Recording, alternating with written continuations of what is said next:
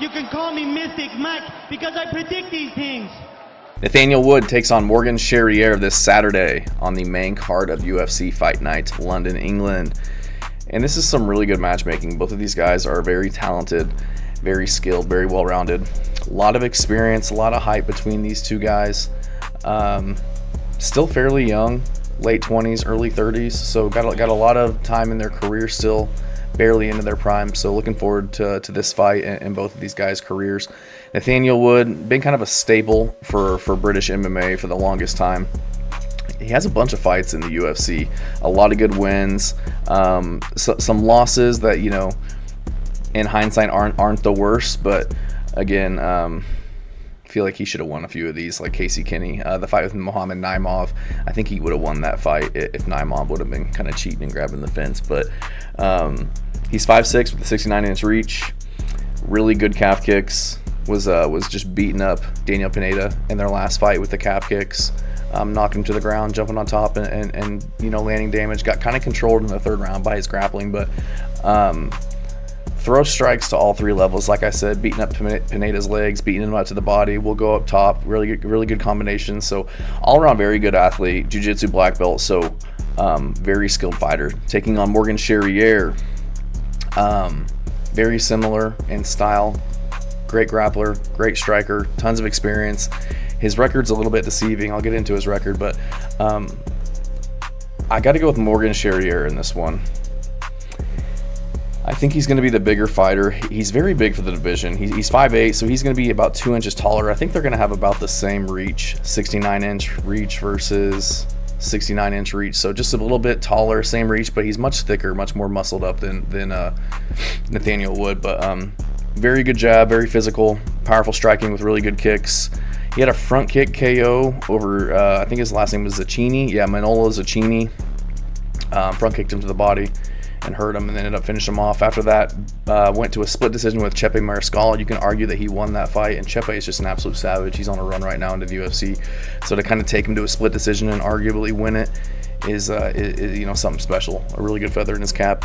And then after that, beat Gabriel Miranda by left hook, caught him kind of in a transition and caught him with a left hook and put him out. So very good fighter, black belt in like luta libre, which is kind of like a, you know, a grappling martial art similar to jiu-jitsu, black belt in judo, purple belt in Brazilian jiu-jitsu, I think. But great cardio. He's gone 5 rounds, you know, several times.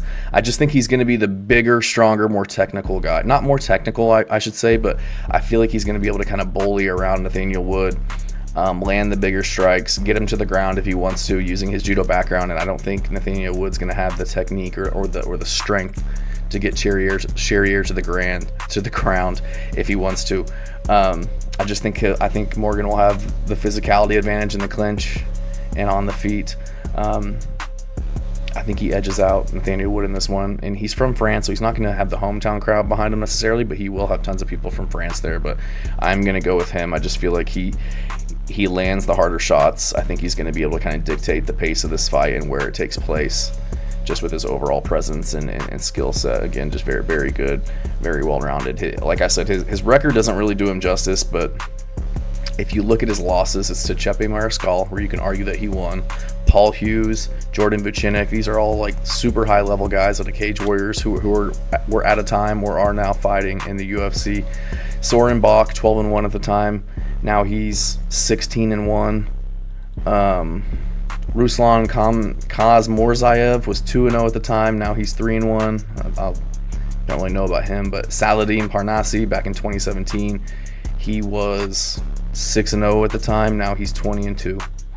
So he's not losing to slouches. He's not losing to guys that aren't very good. Back in his earlier career, he did back in 2016 and earlier, but that was 8 or 9 years ago. Back when he was like 20 years old. He's only 29. He's barely into his prime and seeing tons of success right now. So I think he's only going to be getting much better. And Nathaniel Wood, on the other hand, he has some decent wins. Daniel Pineda as his last outing. I don't really rate Daniel Pineda. He's 28-16 right now. Beat Naimov, who's okay. He's not cream of the crop. Beat Andre Fili, who is a very 50-50 fighter. Beat Charles Jourdain, Charles Rosa. Like those are good wins. Charles Jourdain's very good, but losing to Casey Kinney, losing to John Dodson, not the best look. So I'm going to go with Morgan Charrière in this one. I think he mixes it up well, his striking and his grappling, and I think he just edges Nathaniel Wood. Again, they're both very good.